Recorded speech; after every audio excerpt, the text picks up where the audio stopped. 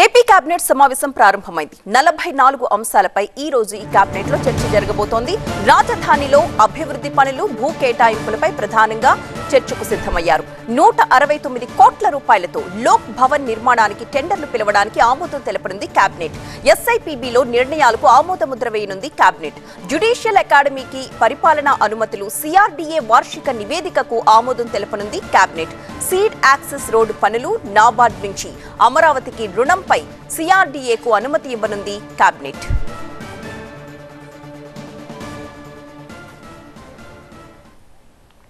ఈ కేబినెట్ సమావేశానికి సంబంధించిన ఫుల్ అప్డేట్స్ ఇవ్వడానికి మా ప్రతినిధి ఈశ్వర్ లైవ్ లో సిద్ధంగా ఉన్నారు. ఈశ్వర్, ఈ రోజు కేబినెట్ సమావేశంలో ప్రధాన ఎజెండాగా ఏ అంశాలు చోటు చేసుకోబోతున్నాయి?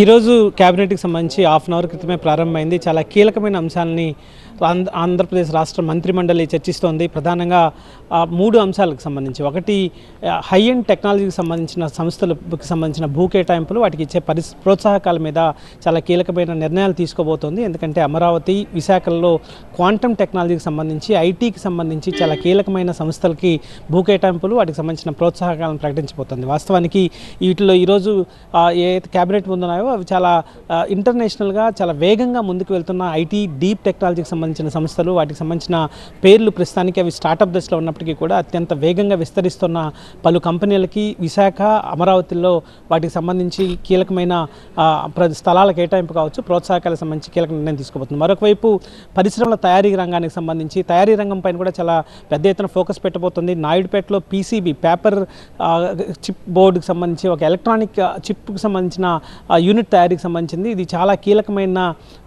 పరిశ్రమలకు సంబంధించిన తయారీ రంగ సంస్థగా చెప్పాల్సిన నేపథ్యం. ఎందుకంటే ఇప్పటివరకు ఎలక్ట్రానిక్స్కి సంబంధించి మన రాష్ట్రంలో కేవలం అసెంబుల్డ్ యూనిట్స్ మాత్రమే ఉండేవి. కానీ ఇప్పుడు చేస్తున్న పీసీబీ యూనిట్ నాయుడుపేటలో ఏర్పాటు చేస్తోంది.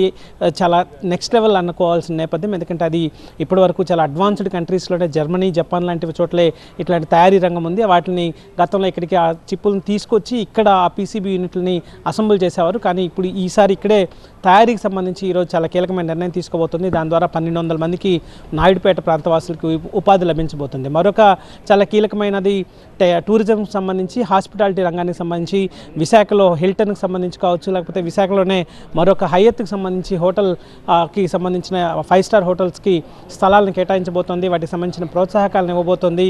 కడప, అలాగే అనంతపురం, ఈ పర్టికులర్గా అనంతపురం, కడప, చిత్తూరు జిల్లాల్లో కుప్పం దాకా, అనంతపురం నుంచి కుప్పం దాకా హైబ్రిడ్ ఎనర్జీకి సంబంధించి సోలారు, విండు, బయో, ఈ మూడింటికి సంబంధించి హైబ్రిడ్ ఎనర్జీ ప్లాంట్లను ప్రారంభించబోతుంది.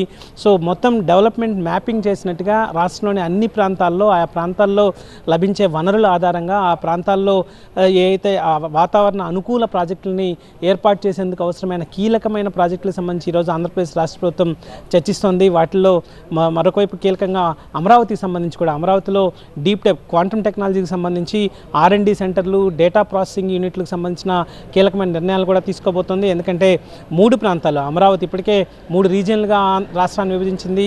విశాఖ, అమరావతి, తిరుపతి రీజియన్లుగా ఆ 3 రీజియన్లకి ఈక్వల్గా ప్రయారిటీ ఇస్తున్నట్టుగా వాటికి సంబంధించి క్యాబినెట్లో కూడా చాలా జాగ్రత్తలు తీసుకుంటూ అన్ని ప్రాంతాల్లో, ఆయా ప్రాంతాల్లో ఉదాహరణకి అమరావతిలో డీప్ టెక్ సంబంధించింది, క్వాంటమ్ టెక్నాలజీకి సంబంధించింది, విశాఖలో ఐటీ టూరిజానికి సంబంధించింది, తిరుపతిలో ఇండస్ట్రియల్ మ్యానుఫ్యాక్చరింగ్ సంబంధించిన ప్రొడక్షన్ ప్లాంట్స్కి సంబంధించిన యూనిట్స్ అక్కడ ఏర్పాటు చేయడం.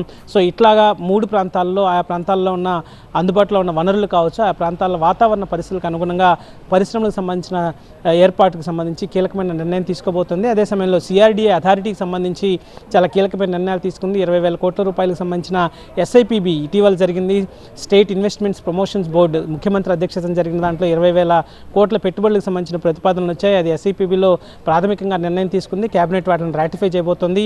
అలాగే సిఆర్డీఏ అథారిటీకి సంబంధించి ఈ ప్రాంతంలో ట్రంక్ రోడ్డు వ్యవస్థని ఏర్పాటు చేయడం కావచ్చు, లేకపోతే మౌలిక సదుపాయాల వ్యవస్థ డెవలప్ చేసే కార్యక్రమానికి సంబంధించి చాలా కీలకమైన నిర్ణయాలు తీసుకోబోతుంది. ఎందుకంటే రైతులకు సంబంధించి సమస్యలు, అమరావతి ప్రాంత రైతులకు సంబంధించిన సమస్యలు దాదాపుగా ఒక పరిష్కారం దిశకొచ్చాయి, దాదాపుగా కొలిక్కి వచ్చాయి. కాబట్టి ఆ ప్రాంతాల్లో వాళ్ళ వేగంగా అభివృద్ధి చేయాలని కోరుకుంటున్నారు. వాటికి సంబంధించి మౌలిక సదుపాయాలకు సంబంధించి వివిధ ఏజెన్సీల నుంచి లోన్స్ తీసుకోవడం కావచ్చు, లేకపోతే సిఆర్డీఏకి వాటికి సంబంధించిన అనుమతులు, అధికారం ఇచ్చే ప్రయత్నాన్ని ఈరోజు కేబినెట్ చేయబోతుంది. సో ఓవరాల్గా మొత్తానికి ఆంధ్రప్రదేశ్ ఆంధ్రప్రదేశ్ రాష్ట్ర ప్రభుత్వం చాలా కీలకంగా మొత్తం ఇంటిగ్రేటెడ్ డెవలప్మెంట్కి సంబంధించిన ప్రాజెక్టులకు సంబంధించి ఈరోజు కేటాయింపులు చేయడం కావచ్చు, లేకపోతే వాటికి ఆమోదాన్ని ఇవ్వబోతున్న నేపథ్యం అయితే కనిపిస్తుంది. Right, thank you Eshwar.